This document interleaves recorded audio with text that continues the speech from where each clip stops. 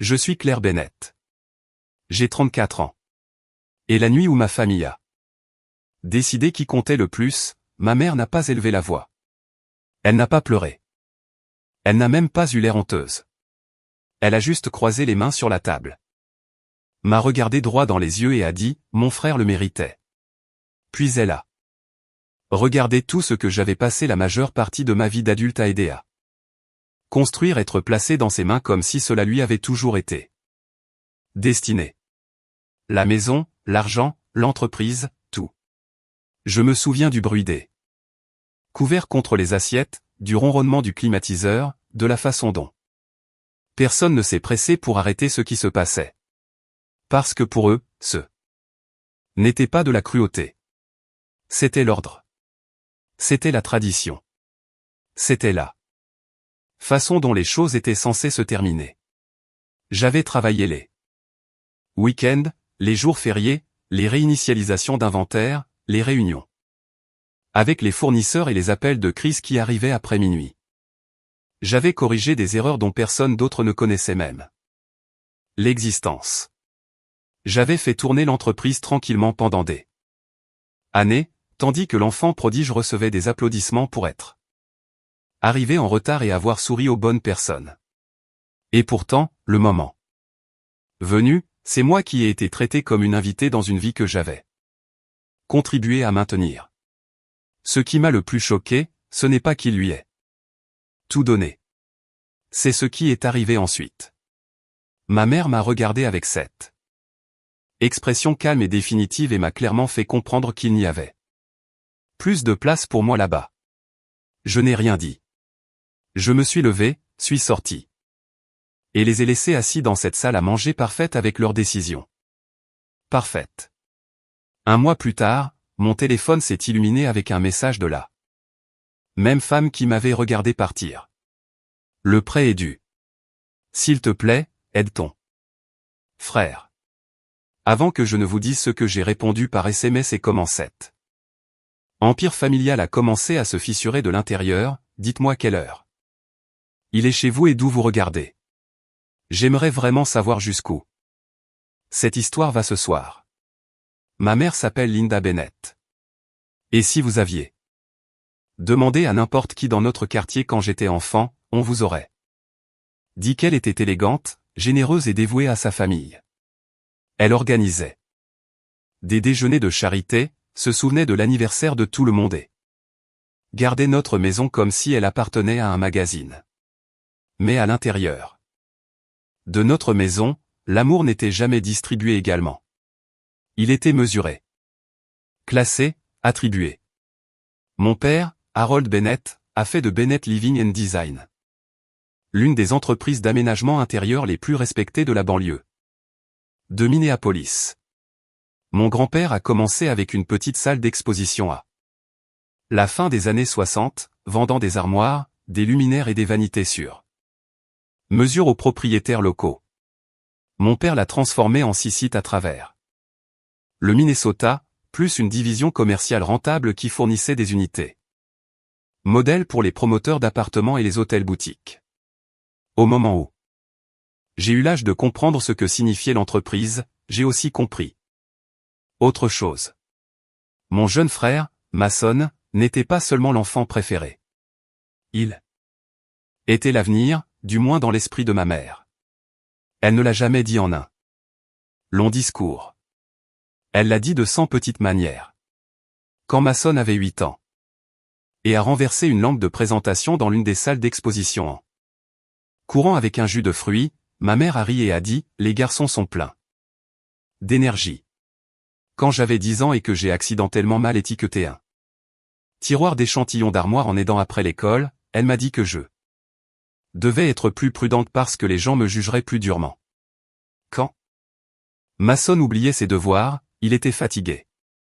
Quand je ramenais des A, je faisais ce que j'étais censé faire. Il était célébré pour exister. On attendait de moi que je me produise. À 16 ans, je passais mes samedis à l'entrepôt à apprendre les codes d'inventaire, à commander de la quincaillerie et à aider les clients plus âgés à comparer les finitions de carreaux et les marques de robinet. J'aimais le travail. J'aimais son aspect concret. Un problème arrivait. On le résolvait. Un client hésitait. On écoutait. Une livraison était en retard. On trouvait un autre moyen. Je n'essayais plus d'être loué. Pas vraiment. Je voulais juste être utile. Mason, pendant ce temps, entrait et sortait de l'entreprise comme une vedette invitée dans l'entreprise de sa propre famille. Il aimait traverser la salle d'exposition avec des baskets coûteuses. Flirter avec les filles de la réception, parler de branding comme s'il était sûr. Le point de réinventer le commerce de détail, puis disparaître avant le déjeuner. Ma mère adorait ça. Elle restait là, souriante, le regardant faire des gestes vers un mur d'ambiance ou un éclairage comme s'il était une sorte de visionnaire. Regardez-le, disait-elle. Il a de la présence. Il a le genre de confiance qu'on ne peut pas enseigner. Ce qu'elle voulait dire, c'est qu'il avait le genre de confiance que seul un privilège non mérité peut produire. Mon père en voyait plus qu'il n'admettait. Je sais qu'il le faisait. Il y a eu des moments où je l'ai surpris à me regarder au travail, tranquillement, remarquant comment je gérais un appel difficile d'un fournisseur ou calmais un client en colère lorsqu'une commande personnalisée arrivait cassée. Une fois, quand j'avais 19 ans, il m'a trouvé dans l'arrière-bureau un dimanche, en train de corriger une erreur de bon de commande qui nous aurait coûté près de 12 000 $. Il est resté dans l'embrasure de la porte pendant une longue seconde et a dit « Tu as un bon œil pour cette entreprise. » C'était l'un des rares compliments qu'il m'ait jamais fait directement. Je l'ai gardé pendant des années comme s'il signifiait quelque chose de plus grand qu'il ne l'était. Parce que la vérité était que, quoi que mon père ait vu, ma mère a toujours annulé ce que cela signifiait. Elle décidait des rôles que nous jouions dans cette famille. Et le mien était simple. J'étais la personne fiable, l'utile, la fille qui pouvait gérer la déception sans faire de désordre. Mason était l'héritage, l'héritier. Le fils qui un jour se tiendrait au centre de l'entreprise et accepterait les applaudissements pour une structure que d'autres personnes avaient construite sous lui. Même à l'époque, je savais que c'était injuste. Mais quand vous grandissez dans l'injustice, vous n'appelez pas toujours cela de l'abus. Parfois, vous appelez cela une famille. Parfois, vous appelez cela de la motivation. Parfois, vous regardez les gens qui continuent de choisir quelqu'un d'autre que vous et vous vous dites, si je travaille plus dur, peut-être que la prochaine fois, ils me verront enfin. Et c'est ce mensonge qui m'a gardé fidèle beaucoup trop longtemps. Je suis allé à l'université du Minnesota et j'ai étudié les opérations de vente au détail, la stratégie de la chaîne d'approvisionnement et le merchandising numérique parce que je voulais être impossible à ignorer. Je ne poursuivais pas un rêve. Je construisais un dossier. Si j'avais le bon diplôme, les bons stages, les bons résultats, alors peut-être que personne ne pourrait prétendre que je n'avais pas ma place dans l'entreprise. Pendant les vacances scolaires, je rentrais chez moi et travaillais à temps plein chez Bennett Living and Design, pas les parties glamour, les parties qui comptaient vraiment. J'assistais à des appels de fournisseurs. J'apprenais les horaires de fret. Je suivais quelle salle d'exposition avait des stocks morts qui prenaient la poussière dans les entrepôts tandis que d'autres sites manquaient exactement les mêmes produits. Je remarquais des schémas avant des personnes 2 fois plus âgées que moi. Et comme j'avais passé des années à observer ce qui n'allait pas, je savais où étaient les fuites. Au cours de ma 3e année, j'ai construit un système de rapport interne basique qui signalait les stocks à rotation lente et réorganisait les meilleures ventes en fonction des tendances saisonnières. Plutôt que de l'instinct. Ce n'était pas tape à accent grave l'œil, mais en 6 mois, nous avons réduit les déchets, amélioré les délais de livraison et libéré plus de liquidité que l'une de nos campagnes de marketing de vacances n'avait jamais rapporté. Mon père a admis que le système aidait. Ma mère m'a dit de ne pas m'emballer. Maçonne, qui venait de changer de majeur pour la 3e fois avant de se décider pour quelque chose de vague en communication, et rentrer chez lui. Cet été-là en parlant d'élévation de marque. Il voulait de nouveaux logos, des partenariats d'influenceurs, des soirées de lancement de salles d'exposition, des cocktails et une campagne saisonnière axée sur le storytelling de style de vie. Il n'était jamais resté tard pour compter les envois endommagés ou corrigés. Un contrat de fournisseur. Mais d'une manière ou d'une autre, il parlait avec une pleine confiance de l'avenir de l'entreprise. Ma mère aimait chaque mot. Elle a dit à mon père que l'entreprise avait besoin d'un visage masculin. Moderne. Cette phrase est restée avec moi parce qu'elle expliquait tout. Un visage, pas une épine dorsale, pas un cerveau, pas de discipline, un visage. Quelqu'un qui avait l'air bien sur une photo, quelqu'un qui correspondait à l'histoire qu'elle voulait raconter sur notre famille. Quand j'ai obtenu mon diplôme, mon père m'a offert un poste de responsable des opérations régionales. Cela semblait important jusqu'à ce que je voie le salaire et l'autorité qui y étaient attachés. Le titre venait avec des responsabilités, mais pas de pouvoir. On attendait de moi que je résolve des problèmes, pas que je dirige la stratégie. Maçonne, qui n'avait aucun accomplissement mesurable et aucune patience pour les détails, a été nommé directeur du développement de la marque avant même qu'il ne comprenne notre structure de fournisseurs. Il a eu un bureau avec des murs en verre et un budget qu'il n'avait pas gagné. J'ai eu 3 districts, 2 magasins chroniquement en sous-effectif et un rappel poli de ma mère selon lequel il serait bon pour moi de faire mes preuves sans attendre de traitement de faveur. J'ai eu envie de lui rire au nez la première fois qu'elle a dit ce traitement de faveur comme si cela m'avait jamais appartenu. Alors j'ai fait ce que j'avais toujours fait. J'ai travaillé. J'ai passé ma première année à réorganiser les agencements des magasins pour améliorer la fluidité du parcours et augmenter les ventes complémentaires à marge plus élevée. J'ai négocié de meilleures conditions avec les fabricants d'armoires. J'ai convaincu un promoteur hôtelier de nous utiliser pour 3 ensembles d'unités modèles. Après avoir repensé notre présentation B2B et notre structure de prix, j'ai lancé un programme de consultation en ligne pour les propriétaires de banlieue qui souhaitaient des conseils de rénovation sans se rendre d'abord en salle d'exposition. Ce seul changement a doublé la génération de prospects dans 2 emplacements en 8 mois. Et chaque fois que l'entreprise avançait, quelqu'un d'autre trouvait un moyen de céder la vedette à Maçonne.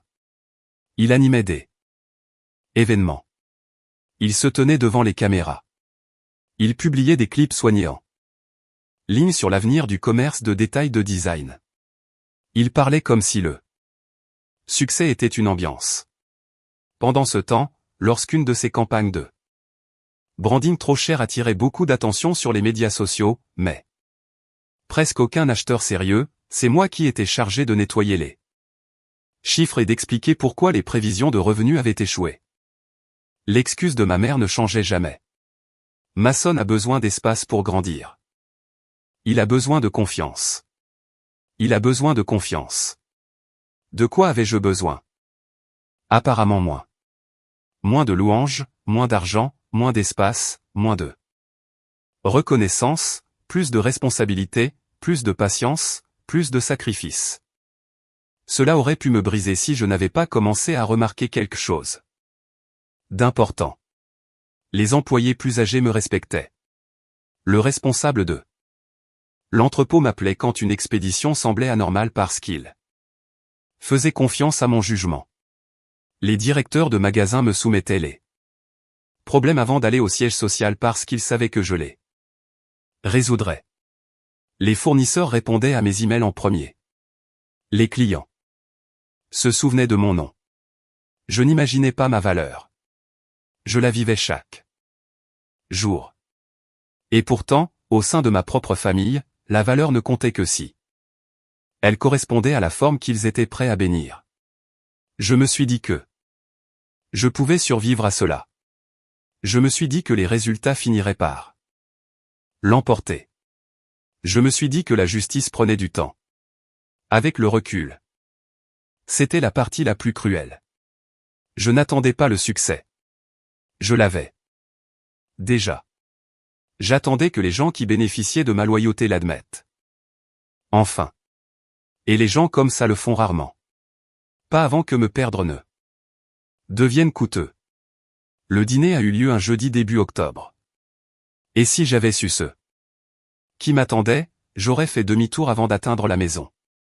Ma mère a dit que c'était juste en famille. Elle m'a dit de ne pas être en retard parce que mon père avait une annonce importante à faire. J'ai supposé qu'il s'agissait de la planification de la succession ou d'une éventuelle expansion.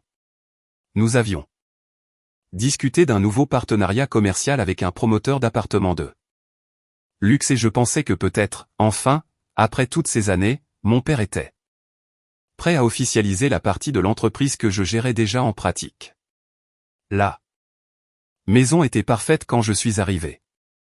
Les marches avant étaient éclairées de lanternes chaudes. Les fenêtres brillaient.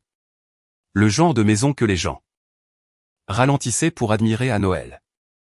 Je suis resté là une seconde avec une bouteille de vin à la main et j'ai eu l'étrange sensation d'entrer dans une photographie plutôt que dans une maison. Mason est arrivé 20 minutes en retard. Portant un manteau en cachemire et le genre d'expression satisfaite qui n'a de sens que lorsque vous réalisez que quelqu'un lui a déjà raconté la fin. Le dîner a été presque normal au début. Ma mère a parlé d'une collecte de fonds. Mon père a posé une question sur les ventes dans la salle d'exposition d'Adena. Mason n'arrêtait pas de vérifier son téléphone et de sourire à lui-même. Puis le dessert a été débarrassé. Ma mère a plié sa serviette et tout a changé. Mon père a commencé à parler, mais elle a pris le relais à mi-chemin. Cela seul m'a dit qui avait arrangé la scène. Elle a dit qu'ils avaient passé des mois à réfléchir à l'avenir et à ce qui était le mieux pour la famille, l'entreprise et le nom. Bennett. Elle a dit qu'ils avaient décidé qu'il était temps de transmettre l'entreprise à la prochaine génération.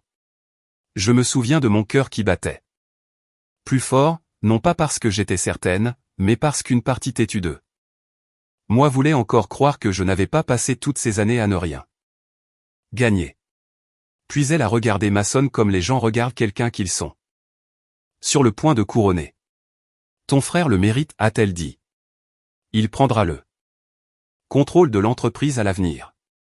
Elle a continué à parler, mais pendant une seconde, je n'ai entendu que des fragments, actions de la société, fiducie familiale, compte de trésorerie, croissance à long terme, future direction. Puis est venu le reste, la maison aussi. Il l'a transférée dans le cadre de la restructuration successorale parce que cela donnerait à Mason de la stabilité et aiderait à préserver les actifs familiaux. Préserver pour qui?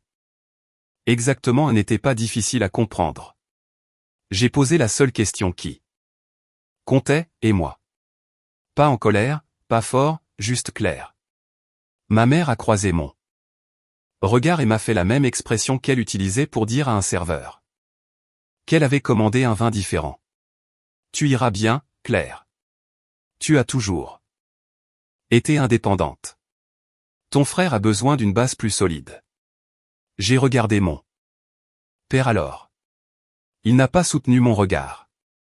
Il a dit qu'il y aurait une indemnité de départ si je voulais me retirer de l'entreprise pendant la transition. Si je voulais me retirer comme si on me offrait un choix élégant au lieu d'être effacé de ma propre vie. Mason s'est penché en arrière dans sa chaise comme s'il essayait de ne pas sourire trop largement. Je lui ai demandé s'il était au courant. Il a haussé les épaules et a dit que nos parents faisaient ce qui était logique. Puis ma mère a porté le coup final avec le même ton calme et chirurgical. Comme la maison sera légalement sous le contrôle de Mason, il est logique que tu prennes d'autres dispositions. Je pense qu'il serait plus sain que tu déménages ce soir. J'y étais temporairement pendant un problème de rénovation dans mon immeuble, et soudain ce détail, cette petite inconvénient pratique, est devenu la lame qu'ils ont utilisée pour me pousser dehors. proprement. Je l'ai fixé du regard, non pas parce que je ne l'entendais pas, mais parce que je voulais être absolument certaine qu'elle le pensait. Elle le pensait. Mon père n'a toujours rien dit de significatif. Quelque chose à propos de ne pas rendre cela plus difficile qu'il ne le fallait. Mason a dit que peut-être un peu de distance serait bon pour tout le monde. Ce fut le moment où quelque chose en moi devint froid. Pas fort, pas dramatique, juste froid. J'ai vu toute la structure pour ce qu'elle était. Des années de mon travail, des années à avaler le manque de respect, des années à jouer la fille loyale. Pendant que ma mère préparait la mythologie familiale qu'elle avait toujours eue. L'intention de faire se terminait ainsi. Je me suis levé. J'ai posé ma serviette sur la table. Je les ai regardés un par un. Je n'ai pas plaidé parce qu'ils n'y avaient plus de dignité à supplier les gens de voir ce qu'ils avaient passé des années à refuser de voir. Je n'ai pas crié parce que la colère leur aurait donné le moyen de me traiter d'émotionnel. Au lieu de cela, j'ai dit, j'espère que cette décision vous donnera exactement l'avenir que vous pensez mériter. Ma mère m'a dit de ne pas être dramatique. Mason a même ri sous cap. Je suis monté, j'ai fait 2 valises, j'ai pris mon ordinateur portable, mon sac à main et la boîte de papier personnel que je gardais dans le placard de la chambre d'amis, et je suis sorti par la porte d'entrée sans me retourner. Personne ne m'a suivi jusqu'à l'allée. Personne n'a essayé de m'arrêter. Ce silence m'en a dit plus que n'importe quel argument. Je me suis assise dans ma voiture, les mains sur le volant, et j'ai enfin compris la vérité contre laquelle j'avais passé des années à négocier. Ils n'avaient jamais manqué de voir ma valeur. Ils l'avaient vue. Ils avaient simplement décidé qu'il était plus utile de l'exploiter que de l'honorer. Le lendemain matin, j'ai démissionné de l'entreprise. À la fin de la semaine, j'avais loué un appartement meublé à Chicago. Je me suis dit que c'était temporaire, juste assez longtemps pour respirer, réfléchir et comprendre ce qui allait suivre.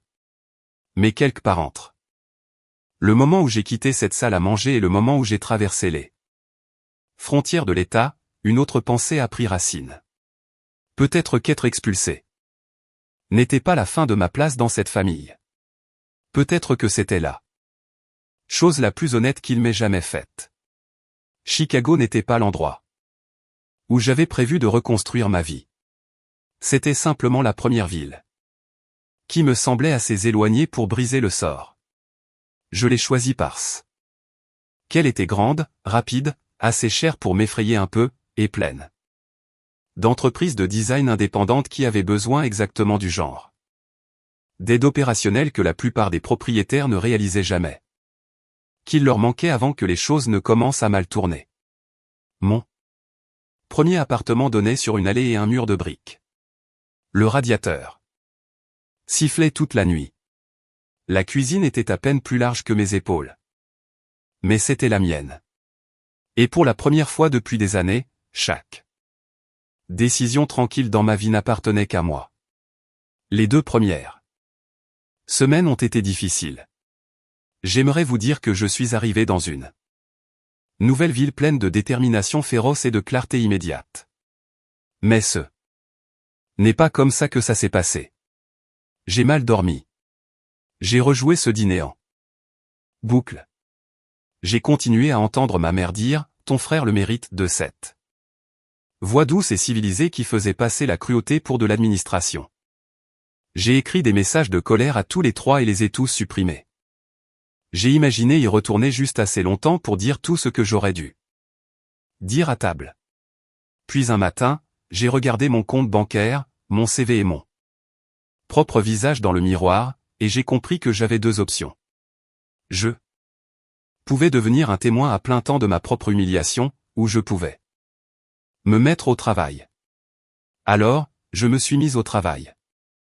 J'ai créé Claire Bennett Retail Advisory avec un bureau pliant, une imprimante empruntée, un abonnement à un espace de coworking prépayé et une pile de notes de cas tirées De problèmes que j'avais déjà résolus dans mon ancienne vie. Je me suis positionné très soigneusement. Je n'étais pas une consultante en affaires. Générique. J'étais la personne que les propriétaires appelaient lorsque leur belle salle d'exposition perdait de l'argent parce que personne n'avait aligné l'inventaire, le personnel, le flux de clients, le suivi des prospects, les conditions des fournisseurs dans un système qui fonctionnait réellement. Mon premier mois a été principalement fait de rejets. J'ai envoyé des emails. J'ai fait des appels à froid. Je suis entré dans des magasins en faisant semblant d'y appartenir assez longtemps pour me présenter à des gens qui n'avaient aucune raison de me faire confiance. Quelques-uns ont souri poliment et non plus jamais répondu. Quelques-uns m'ont regardé comme si j'étais trop jeune, trop femme, trop seule, ou les trois. Mais ensuite, un propriétaire de la Côte-Nord m'a rappelé. Il avait 2 salles d'exposition de cuisine et 2 salles de bain. Un système de réservation en ligne désordonné, un stock à rotation lente et un manager qui venait de démissionner. Il ne pouvait pas se permettre une grande entreprise de conseil. Alors, je lui ai proposé des frais initiaux plus bas avec des primes de performance si j'améliorais les chiffres en 60 jours. J'ai travaillé comme si ma vie en dépendait parce que, d'une certaine manière, c'était le cas. J'ai reconstruit l'entonnoir de prospects. J'ai reformé le personnel de vente pour qu'il cesse de proposer des produits et commence à diagnostiquer l'hésitation des propriétaires. J'ai réorganisé le plan des tâches pour déplacer les articles à forte marge dans de meilleures lignes de vue. J'ai renégocié un accord de fret et réduit une source majeure de gaspillage récurrent. Au bout de 8 semaines, son taux de conversion de rendez-vous était en hausse. Son flux de trésorerie était moins erratique, et pour la première fois depuis près d'1 an, il a eu l'air soulagé quand il a appelé. Il m'a recommandé à un ami qui possédait une salle d'exposition de carrelage. Le propriétaire de la salle d'exposition de carrelage m'a recommandé à un groupe d'ébénisterie dans la banlieue ouest. Petit à petit, mon calendrier s'est rempli. J'ai cessé de me présenter comme quelqu'un qui travaillait auparavant dans une entreprise familiale et j'ai commencé à me présenter exactement comme j'étais, quelqu'un qui savait comment réparer les entreprises qui fonctionnaient sur l'image plutôt que sur la structure. Plus je prenais de distance avec le Minnesota, plus je voyais clairement ce qui s'était passé dans ma famille. Ils avaient confondu ma constance avec ma disponibilité. Ils avaient confondu ma compétence avec une obligation. Ils avaient supposé que parce que j'avais toujours été là, je le serais toujours. À Chicago, personne ne m'aimait. Personne ne me devait rien. Et étrangement, cela a tout rendu plus clair. Les clients me payaient pour les résultats. Les employés, une fois que je les ai embauchés, me respectaient parce que je les formais bien et que j'écoutais. Si quelque chose échouait, nous le gérions honnêtement. Si quelque chose fonctionnait, le mérite revenait là où il devait. J'ai construit mon entreprise sur des règles qui m'avaient été refusées. Le mérite comptait. La transparence comptait. La responsabilité comptait. Au bout de 6 mois, j'avais assez de travail récurrent pour louer un petit bureau avec des murs en verre et une vue sur le lac que j'avais du mal à croire que j'avais gagné. J'ai embauché 2 femmes qui avaient toutes 2 été négligées dans de plus grandes entreprises. Malgré avoir porté des équipes sur leurs épaules pendant des années. Les voir s'installer dans un endroit où leur intelligence n'était pas traitée comme une menace a guéri quelque chose en moi que le succès seul ne pouvait toucher. À peu près à cette époque, j'ai commencé à entendre des choses du Minnesota. D'anciens employés m'ont contacté discrètement au début, un SMS, un email, un appel. Après le travail, Mason avait licencié 3 managers de longue date parce qu'il disait qu'il manquait d'énergie nouvelle. Il avait fait venir des amis qui comprenaient le branding mais pas les opérations. Il avait réduit les Contrôle d'entrepôt parce qu'il voulait que les choses aillent plus vite. Il avait approuvé des mises à jour coûteuses de showroom dans 2 emplacements. Tout en retardant les paiements aux fournisseurs. Sur les médias sociaux, l'entreprise avait l'air glamour. Dans la vie réelle, les fissures étaient partout. J'ai écouté, remercié les gens pour l'information et gardé mes distances. C'est ce qui importait. Non pas parce que je prétendais ne pas m'en soucier, mais parce que j'avais enfin appris que toutes les catastrophes que vous pouvez réparer ne sont pas de votre responsabilité d'absorber. J'ai acheté un condo à la fin de ma première année. Rien d'énorme, des lignes épurées, de la lumière naturelle, un balcon étroit, assez de place pour une table à manger et des étagères qui étaient vraiment les miennes. Je me suis tenu dans le salon, vide après la clôture avec mes clés à la main et j'ai eu une pensée qui m'a presque fait rire. Il m'avait jeté hors d'une maison qui n'avait jamais été vraiment la mienne. Et ce faisant, il m'avait forcé à construire une vie que personne ne pouvait me prendre. Pourtant, la vengeance n'était pas encore complète. Pas alors, parce que la guérison est satisfaisante. Mais dans des histoires comme la mienne, le public sait ce qui vient ensuite. Les gens qui donnent tout à la mauvaise personne n'échappent pas aux conséquences pour toujours. Finalement, la facture arrive. Et un mardi matin froid, elle est arrivée sur mon téléphone sous la forme d'un message de la femme qui m'avait une fois dit de partir avant minuit. Le prêt est dû. S'il te plaît, aide ton frère. J'ai fixé le message pendant 1 minute entière avant de poser mon téléphone face contre terre sur mon bureau. Non pas parce que j'étais confuse, mais parce que j'essayais de décider quelle émotion était arrivée en premier. La colère, la justification, le dégoût, peut-être les 3. Ma mère n'avait pas appelé pour demander comment j'allais. Elle ne s'était pas excusée. Elle n'avait pas dit que je lui manquais ou admis ce qu'elle avait fait. Elle était allée directement à l'urgence, directement au point d'extraction. S'il te plaît, aide ton frère. Comme si la dernière année n'avait jamais eu lieu, comme si je n'avais pas été celle qu'elle avait regardée dans les yeux et retirée de la famille avec des mains parfaitement manucurées. Je n'ai pas répondu tout de suite. Je suis allé à une réunion client. J'ai examiné un rapport trimestriel. J'ai validé un plan de personnel pour l'un de nos comptes. Mais enfin, d'après-midi, les messages s'étaient multipliés. Un autre de ma mère, puis un de mon père disant que c'était urgent. Puis un de Mason qui disait simplement « Appelle-moi ». J'ai failli rire de celui-là. Il n'avait pas utilisé mon nom. Il n'avait pas tenté de remords, juste une instruction, comme si j'existais encore dans sa vie en tant que soutien non rémunéré. J'ai appelé mon père en premier. Parce que de tous, il était le seul qui avait parfois sonné comme une personne, au lieu d'un rôle. Il a répondu si vite qu'il était évident qu'ils attendaient à côté du téléphone. Sa voix avait changé, pas seulement plus âgée, plus mince. Moins sûre. Il m'a dit que l'entreprise était sous pression. Problème de trésorerie, litige avec les fournisseurs, problème de prêt, le genre de langage que les hommes utilisent quand ils espèrent encore que le vocabulaire peut adoucir l'humiliation de l'échec. Je l'ai laissé parler jusqu'à ce que j'ai les faits. La vérité était pire que la formulation. Mason avait poussé une stratégie d'expansion agressive sans obtenir de contrat d'approvisionnement stable. Il avait surcommandé dans des catégories qui semblaient bonnes dans le matériel promotionnel, mais se vendait lentement dans la vie réelle.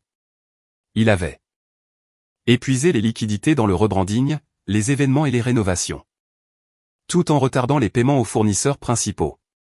Lorsque les fournisseurs ont resserré les conditions, les stocks ont commencé à diminuer. Lorsque les stocks ont diminué, les délais de livraison ont empiré. Lorsque les délais de livraison ont empiré, les clients de grande valeur se sont retirés. Les comptes commerciaux ont commencé à menacer d'action en justice pour les Retard de livraison. Puis sont venus les problèmes fiscaux. Puis un problème de ligne de crédit, puis la maison. La maison familiale avait été mise en gage pour maintenir l'entreprise à flot.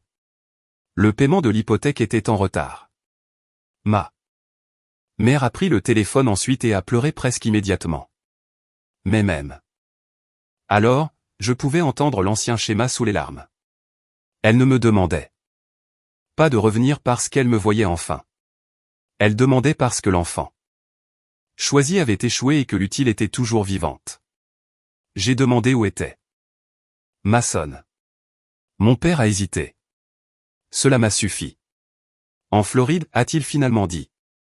Il y était allé pour rencontrer un investisseur potentiel. J'ai demandé si par investisseur potentiel il entendait ami, fait et faire semblant que les chiffres se régleraient d'eux-mêmes pendant qu'il évitait les conséquences. Silence encore.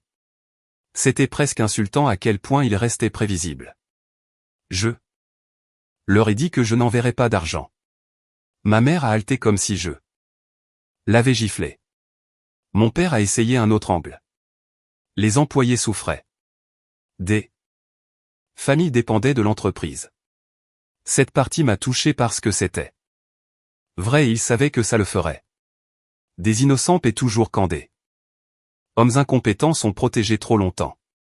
J'ai demandé les comptes complets, l'échéancier de la dette, les avis des fournisseurs, l'exposition légale, et une ventilation complète de la rémunération et des dépenses discrétionnaires de Mason au cours des 12 derniers mois.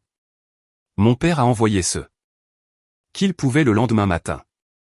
Je l'ai examiné avec mon propre conseiller financier, et à l'heure du déjeuner, j'ai compris à quel point la pourriture était profonde.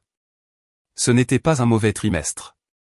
C'était un modèle soutenu de vanité, d'imprudence et de déni. Mason avait utilisé les fonds de l'entreprise pour des voyages de luxe, des véhicules améliorés, des événements privés et un bail de condo en Floride, tout en licenciant du personnel expérimenté. Il avait coupé les personnes même qui savaient comment maintenir l'entreprise debout. Il avait préservé l'image en cannibalisant la structure.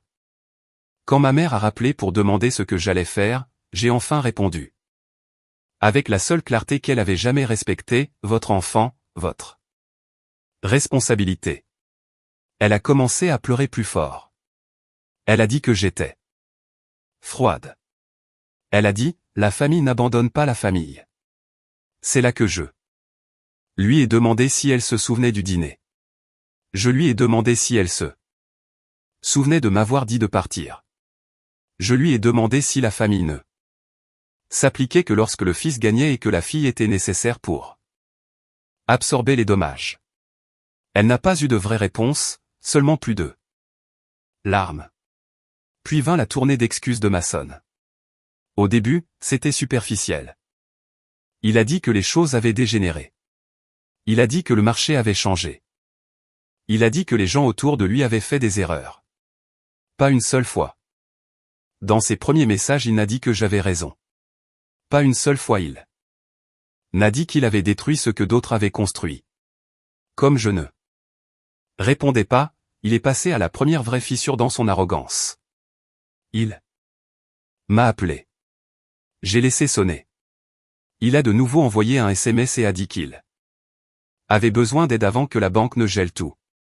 Cette seule phrase m'en a dit plus que je n'avais besoin de savoir. L'empire que ma mère lui avait remis avec un sourire n'était pas seulement en faillite, il s'effondrait en temps réel. Mon père a supplié pour une rencontre en personne. J'ai failli dire non. Mais après une nuit blanche, j'ai accepté de prendre l'avion pour une seule raison, non pas pour les sauver, mais pour les regarder dans les yeux pendant qu'ils affrontaient enfin le coup de ce qu'ils avaient fait. Quand je suis entré dans l'ancienne salle de conférence 2 jours plus tard, je reconnaissais à peine l'endroit. Des rénovations bon marché, des plantes mortes. De la poussière sur les étagères d'exposition, du stress à chaque coin de rue. Mason avait l'air bronzé, épuisé, et soudain beaucoup plus petissant. L'admiration pour le soutenir. Ma mère avait l'air plus âgée que je ne l'avais jamais vue. Mon père avait l'air honteux. Il voulait que je le répare, pas que je le conseille, pas que je l'examine, mais que je le répare, que j'intervienne, que je stabilise l'entreprise, que je rassure les fournisseurs, que je calme le personnel et que j'annule une année de dommages, car apparemment, c'était toujours le rôle qu'ils m'avaient assigné dans leur tête. Mais cette fois, je n'étais pas la fille à table, espérant que la justice arriverait si j'argumentais assez bien. Cette fois, j'avais des conditions. Je leur ai dit que je ne couvrirais pas la dette personnelle. Je ne rétablirais pas le statut de maçonne. Je ne reviendrai pas comme un bourreau de travail, silencieux pendant que quelqu'un d'autre jouerait l'héritier. Si je touchais à cette entreprise, ce serait dans le cadre d'une restructuration formelle avec un contrôle opérationnel total, une autorité de leadership public, un accès financier nul pour maçonne, une liquidation obligatoire des actifs de son côté, et une reconnaissance écrite que l'entreprise avait été endommagée par ces décisions. Ma mère avait l'air horrifiée. Maçonne avait l'air offensé. Mon père avait l'air d'un homme qui faisait enfin face au prix de sa propre lâcheté. Ils ont demandé du temps pour réfléchir. Je me suis levé pour partir et je leur ai dit quelque chose que j'aurais aimé comprendre 10 ans plus tôt, le talent n'est pas une propriété familiale. Vous n'avez pas le droit d'humilier quelqu'un, de le jeter et ensuite de réclamer ses dons lorsque votre enfant préféré met le feu à la maison. Ils n'ont pas accepté mes conditions ce jour-là. Bien sûr que non. La fierté survit longtemps après que l'argent commence à mourir. Ma mère voulait toujours un miracle qui protégerait maçonne de la honte. Mon frère voulait toujours de l'aide sans capitulation. Mon père voulait toujours la paix plus que la vérité. Et j'en avais assez de financer la paix avec mon propre respect de soi. Je suis retourné à Chicago le lendemain matin et suis allé directement au travail. Pendant les semaines suivantes, ils ont continué d'essayer différents messages, différents costumes émotionnels. Ma mère a envoyé des photos de la maison comme si la mémoire elle-même pouvait servir de chantage. Mon père a écrit un long email sur l'héritage, le devoir et à quel point mon grand-père aurait détesté voir l'entreprise en détresse. Maçonne a envoyé un message après minuit disant qu'il savait qu'il avait fait des erreurs et qu'il avait juste besoin d'un peu de marge de manœuvre pour se rétablir. Cette phrase m'a presque fait rire. Un peu de marge de manœuvre. Comme s'il avait besoin d'un autre atterrissage en douceur. Je n'ai répondu qu'une seule fois après cela. Je leur ai dit que mon offre avait expiré parce que leur hésitation me disait tout. Ils croyaient toujours que j'étais un plan de secours, pas la personne qui avait réellement gagné l'autorité. Après cela, j'ai bloqué Maçonne entièrement et redirigé les autres vers l'email. Puis j'ai continué ma vie. C'est la partie que les gens qui n'ont jamais vécu une trahison familiale ne comprennent pas toujours. La distance n'est pas de la cruauté. Parfois, la distance est la première forme d'amour honnête que vous vous montrez. Au cours des 6 mois suivants, tout ce que ma mère avait protégé en lui a commencé à s'effondrer en public. 2 autres fournisseurs ont intenté des actions pour non-paiement. Un client commercial a intenté une action en justice pour des retards et des installations incomplètes dans un projet d'appartement de luxe que Maçonne avait survendu et sous-staffé. Les employés ont commencé à partir en masse. Une directrice de magasin de longue date, une femme qui avait travaillé pour mon père pendant 27 ans, a démissionné au milieu d'un événement de vente du samedi après que Maçonne l'ait blâmé pour une défaillance de la chaîne de livraison qu'il avait causée en ignorant les plafonds d'achat. La banque a tout resserré. La maison est entrée en procédure de saisie immobilière formelle. Maçonne a essayé de vendre l'une des salles d'exposition, mais en raison de l'exposition à la dette et des dommages à la réputation, les offres sont arrivées faibles et tardives. À ce moment-là, cela importait à peine. L'entreprise n'était plus une entreprise blessée. C'était une carcasse avec un logo encore attaché. Mon père a appelé une fois depuis l'allée de la maison. Alors que des déménageurs étaient à l'intérieur. Sa voix s'est brisée quand il a dit qu'il la perdait. Pas seulement le bâtiment, l'idée d'eux-mêmes à l'intérieur. J'ai écouté. Je ne me suis pas précipité pour recoller les morceaux. Il y a une différence entre la compassion et le sauvetage. Et je l'avais enfin apprise. Je lui ai dit que j'étais désolé pour les employés. Je lui ai dit que j'aurais aimé qu'il trouve sa voie des années plus tôt. Il a pleuré tranquillement. Et pour la première fois de ma vie, j'ai entendu un père pleurer non seulement son entreprise, mais son propre échec à protéger le bon enfant. Ma mère n'a pas appelé pendant des semaines après cela. Quand elle l'a finalement fait, elle semblait dépouillée d'une manière que je n'avais jamais entendue auparavant. Pas de politesse sociale, pas de supériorité morale, juste une femme fatiguée assise dans les conséquences de ses choix. Elle m'a dit qu'ils emménageaient dans une petite location à l'extérieur de Bloomington.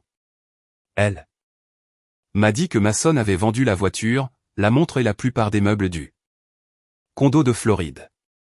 Elle m'a dit qu'il passait des entretiens pour des postes de vendeur et que les gens qui répondaient autrefois à ses appels les ignoraient maintenant. Puis elle a dit la seule phrase qu'elle aurait dû dire des années plus tôt, je me suis trompé sur lui et je me suis trompé sur toi. J'aurais aimé que cette phrase me guérisse. Ce ne fut pas le cas. Certaines vérités arrivent trop tard pour restaurer ce qu'elles ont brisé. Mais je l'ai accepté. Parce que la vérité compte toujours, même quand elle ne peut pas inverser les dommages. Mason a finalement trouvé du travail comme associé aux ventes de revêtements de sol dans un magasin régional de rénovation domiciliaire. Pas de gestion, pas de stratégie, pas de direction quoi que ce soit, juste un badge nominatif, un emploi du temps et des clients posant des questions pratiques. Il ne pouvait plus charmer son chemin. Il y avait une justice brutale là-dedans. Pour la première fois de sa vie, il devait se tenir sur un rayon de vente et produire de la valeur en temps réel. Pas d'héritage, pas de mythologie familiale, pas de mère traduisant sa médiocrité en destin, juste du travail. Mon père a accepté un rôle de consultant auprès d'un petit fournisseur local pour couvrir ce qu'il leur restait d'épargne retraite. Ma mère a cessé d'organiser des déjeuners et a disparu discrètement des cercles sociaux qui la traitaient autrefois comme intouchable. La famille qui s'était tant inquiétée de l'héritage a découvert quelque chose de simple et d'humiliant. L'héritage n'est pas ce que vous gardez parce que votre fils est dans le cadre. L'héritage est ce qui survit après que le caractère a été testé. Le mien l'a fait, le leur non. Quant à moi, mon entreprise est passée d'un petit bureau à 3 villes au cours des 2 années suivantes. Nous nous sommes spécialisés dans la stabilisation des entreprises de vente au détail de design qui avaient de bons produits mais des systèmes faibles. Nous avons embauché des personnes intelligentes qui avaient été sous-estimées ailleurs. Nous avons formé des femmes à diriger sans s'excuser pour leurs compétences. Nous avons récompensé la responsabilité au lieu du théâtre de la performance. J'ai construit le genre d'entreprise que j'avais autrefois supplié ma famille de me laisser les aider à devenir. Et voici la leçon que je retiens maintenant, celle que je voudrais que chaque auditeur retienne de cette histoire. Ne laissez jamais les personnes qui bénéficient de votre sacrifice devenir celles qui définissent votre valeur. Si quelqu'un ne vous valorise que lorsqu'il a besoin de votre travail, de votre argent, de votre silence ou de votre sauvetage, ce n'est pas de l'amour. C'est de la dépendance déguisée en famille. Poser des limites n'est pas de la cruauté. S'éloigner de l'humiliation n'est pas de l'égoïsme. Refuser de continuer à sauver des gens qui ne cessent de choisir la mauvaise leçon n'est pas une vengeance sous sa forme la plus laide. Parfois, c'est la forme de justice la plus saine qui s'offre à vous. Je pensais Autrefois que la force signifiait rester jusqu'à ce que je sois enfin reconnu. Maintenant, je sais mieux. La force, c'est se reconnaître soi-même avant même qu'il ne le fasse. La force, c'est construire une vie qui ne s'effondre pas. Simplement parce que quelqu'un d'autre a refusé d'honorer votre valeur. Et la vérité la plus éducative que j'ai apprise de tout cela est une que j'espère aidera quelqu'un qui écoute en ce moment. Le favoritisme ne détruit pas seulement l'enfant négligé. Il détruit aussi l'enfant surprotégé parce qu'une personne élevée sans conséquence finit par entrer en collision avec le monde de la manière la plus difficile possible. Ma mère n'a pas aidé ma sonne en lui donnant tout. Elle l'a ruiné. Mon père n'a pas préservé la paix en restant silencieux. Il a contribué à créer le désastre. Et je ne me suis pas sauvé en étant enfin aimé correctement. Je me suis sauvé en refusant de continuer à vivre là où l'amour avait des conditions attachées à mon utilité. Alors non, je ne suis pas retourné et n'ai pas sauvé l'empire familial qu'il lui avait remis. J'ai construit quelque chose de mieux, quelque chose d'honnête, quelque chose qui m'appartient. Et au final, c'était le seul héritage qui ait jamais eu une vraie valeur.